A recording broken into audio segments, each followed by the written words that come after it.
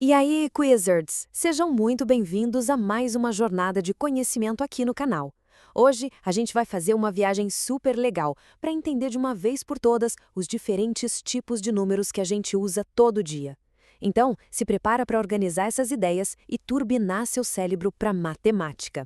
Bom, para começar, eu quero lançar uma pergunta que parece mega simples, mas que, se a gente parar para pensar, é bem profunda. Para que servem os números, afinal? A gente logo pensa, para contar, para medir, para dividir, coisas do dia a dia. Mas a grande pergunta é: será que um tipo só de número dá conta do recado para tudo? A resposta é um grande não. E é por isso que a gente vai começar a explorar os diferentes universos dos números, um por um. E a nossa jornada, claro, começa pelo básico do básico.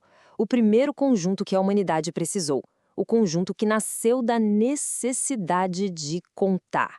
Contar ovelhas, frutas, dias. Vamos falar dos números naturais.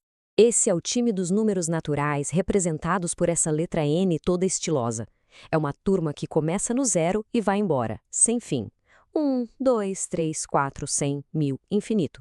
São os primeiros números que a gente aprende na vida, e eles são literalmente a base de toda a matemática.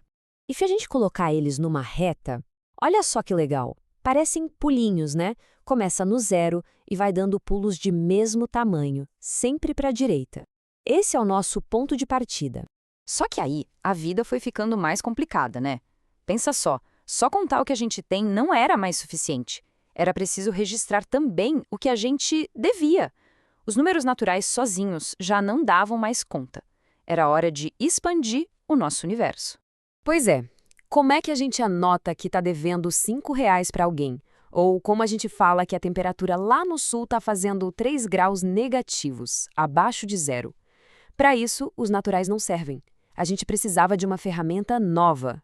E essa ferramenta chegou. Apresenta a vocês os números inteiros, representados pela letra Z. A grande sacada deles é que eles pegam todos os naturais que a gente já conhecia e criam um reflexo, um espelho de cada um deles do lado negativo. Então, olha só a diferença. O mundo dos naturais era só do zero para frente, para o lado positivo. Agora, com os inteiros, a gente destravou o outro lado da reta, o lado negativo. Nosso universo numérico ficou 2 vezes maior. E com esse novo universo, vem 2 conceitos super importantes. Primeiro, o oposto. O nome já diz tudo, né? É só pegar um número e olhar quem está do outro lado do espelho, do zero. O oposto de 2 é menos 2. Fácil. E tem também um módulo, que é a distância do número até o zero. Pense em passos. Para chegar no 2, você dá 2 passos. Para chegar no menos 2, você também dá 2 passos. A distância é a mesma. Por isso, o módulo de 2 e de menos 2 é sempre 2. Ok. Já sabemos contar, registrar ganhos e perdas. Mas e quando a gente precisa dividir as coisas? Dividir uma pizza, um bolo? E quando a conta de dividir não dá um número certinho, inteirinho? Pois é, nosso universo precisa de mais uma expansão. Exatamente essa questão. Como é que eu represento metade de uma laranja, 1/3 de um chocolate? Os números inteiros são ótimos, mas eles são inteiros, não tem pedaços. Precisamos de números que preencham os buracos que existem entre um inteiro e outro na nossa reta. E para resolver isso, chegam eles, os números racionais, que a gente representa pela letra Q. Agora olha essa definição na tela. P sobre Q. Parece um bicho de 7 cabeças, né? Mas calma, respira fundo porque a ideia é super simples. Quer ver? Se um número pode ser escrito como uma fração, com um número inteiro em cima e outro embaixo que não seja zero, pronto, ele é um número racional. Simples assim. E agora, preparem-se para um momento que vai explodir a cabeça de vocês. Olha só esse diagrama. Ele mostra que um conjunto está dentro do outro, como se fosse aquelas bonecas russas, sabe? Todo número natural é também um inteiro. E o mais legal, todo número inteiro também é um racional. Ué? Como assim? Pensa do número 3. Ele é inteiro, certo? Mas eu posso escrever ele como a fração 3 sobre 1. Se dá para escrever como fração, ele é racional. Incrível, né? E tem mais uma coisa legal sobre os racionais. Quando a gente transforma eles em número com vírgula ou número decimal, só existem 2 possibilidades. Ou ele vai ter um fim, como 0,4, e acabou. A gente chama de decimal exato. Ou ele nunca vai ter fim, mas vai ficar repetindo um número ou um grupo de números para sempre, como 0,6666, que a gente chama de dízima periódica. Ufa, que viagem, hein?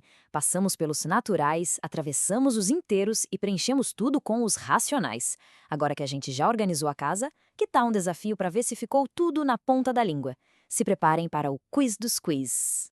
Primeira pergunta na tela. Qual desses números aí não pertence ao time dos naturais? Tempo. E a resposta é a letra C, -4. Lembra? Números naturais são para contagem, então é só do 0 para cima. Negativo, tá fora. Pergunta número 2, valendo. Qual é o módulo de -12? E a resposta certa é a letra A, 12. Módulo é distância até o 0. Distância sempre positiva, não tem como andar menos 12 passos, né? Então, o módulo de -12 é simplesmente 12. Agora, uma de verdadeiro ou falso. Todo número inteiro é também um número natural? Isso está certo ou está errado? E a resposta é falso! É o contrário. Todo natural é um inteiro. Mas pensa no -10, por exemplo. Ele é um inteiro, mas com certeza não é natural. Pegadinha, hein? Quarta pergunta. Qual desses aí é um número racional? Pensa bem. E a resposta correta é a letra D, todas as anteriores. Por quê? Bom, 3/4 já está na cara que é uma fração. O -5 a gente pode escrever como -5 sobre 1. E 0,25 é a mesma coisa que 1 dividido por 4. Ou seja, todos eles podem ser escritos como fração. Para fechar nosso quiz com chave de ouro, qual é o oposto de 7 sobre 2? Moleza, né? É a letra C, -7 sobre 2. O oposto é só trocar o sinal, não tem segredo. Arrasaram! Tenho certeza de que vocês mandaram muito bem nesse quiz. Entender como esses conjuntos se encaixam é um passo gigante para deixar a matemática muito mais fácil e lógica. Parabéns pelo esforço! E agora, para a gente interagir, eu tenho um desafio criativo para vocês. Quero saber, qual é o seu número racional favorito que não seja um número inteiro?